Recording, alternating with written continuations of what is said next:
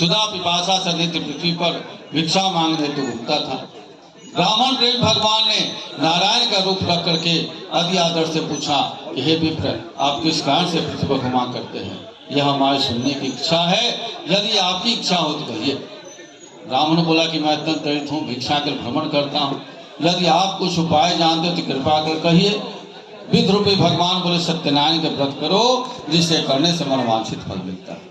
और वह व्रत की विधि जान करके अंतर्ध्यान हो गए। तब सतानंद ने मन में निश्चय किया कि मैं कल ही सत्यनारायण के व्रत को वश करूंगा। इसी चिंता में ब्राह्मण को रात भर नींद नहीं आई। प्रातः काल उठकर उसने निश्चय किया आज मैं सत्यनारायण के व्रत को वश करूंगा। यह मन विचार करके जहाँ धनी लोग रहते थे नगर में गया और सब दिनों साथी द्रव्य मिला। उसी द्रव्य से सब भाई बंधु को बुला कर विधि से सत्यनारायण का व्रत किया। उस व्रत के प्रभाव से धन पुत्र आदि सुख हो गया। इस लोक में सुख पा करके अंत में सत्य लोक को चला गया। भगवान ने कहा यह सदानंद द्वारा किया भगवान का पूजन है, इसको जानकर जो मनुष्य व्रत करेंगे दुख उनका अवश्य नष्ट हो जाएगा। इति श्री अस्कंद पुराणे रेवाखंडे श्री सत्यनारायण व्रत कथायाम द्वितीयोऽध्याय। प्रेम से बोले श्री सत्यनारायण स्वामी की जय।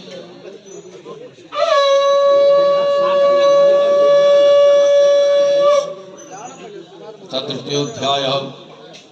सूत जी ने कहा हे शौनक, विष्णु भगवान ने जिस तरह कहा था वह मैंने तुमसे कहा, और दूसरी जो बात हो वह पूछो। तब शौनक जी ने कहा कि हे सूत जी, उस ब्राह्मण के बाद इस व्रत को किसने किया वह सुनने की इच्छा है। तब सूत जी ने कहा कि एक समय वही ब्राह्मण व्रत कर रहा था। उसी समय एक लकहरा वहां आया, उसकी आत्मा प्यास से विशेष व्याकुल हुई थी।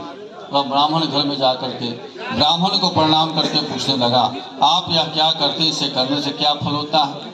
ब्राह्मण ने कहा दुख शोक आदि नाश करने वाला, धन धान की वृद्धि करने वाला यह सत्यनारायण का पूजन है, जिसके प्रसाद से मुझे धन धन आदि प्राप्ति हुई है। यह सुनकर लकहरा प्रसन्न होकर के प्रसाद को खा करके जल पीकर भगवान का ध्यान करता हुआ अपने नगर की ओर चलने लगा और मन में विचार करने लगा कि मैं भी सत्यनारायण को व्रत को वश करूंगा। इसी ऐसा मन विचार करके जहाँ धनी लोग रहते उस नगर में गया। संजोग से लकहरे को धोना खबर प्राप्त हुआ। उसी द्रव्य से उसने केले के फल, शक्कर, दूध, घी, गेहूं का चूर्ण सबको सवाई लेकर घर में आकर के भाई बंधु को बुलाकर विधि से सत्यनारायण का व्रत करने लगा। इस व्रत के करने से इस लोक में सुख पा करके अंत में सत्यलोक को चला गया। हे मुनिगण, मैं आपसे और कथा कहता हूँ, उसे आप ध्यान पूर्वक सुनिए। इति श्री अस्कंद पुराणे रेवाखंडे श्री सत्यनारायण व्रत कथायां तृतीयोऽध्याय। प्रेम से बोले श्री सत्यनारायण स्वामी की जय।